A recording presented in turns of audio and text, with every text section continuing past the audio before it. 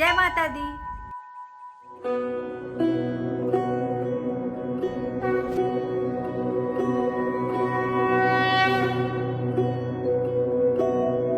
सर्वमंगल मांगल्ये शिवे सर्वार्थ साधिके शरण्ये त्र्यंबके गौरी नारायणी नमोस्तुते।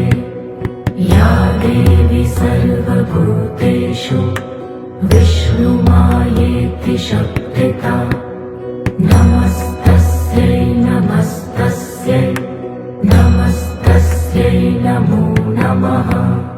या देवी सर्वभूतेषु चैतन्यविधीयते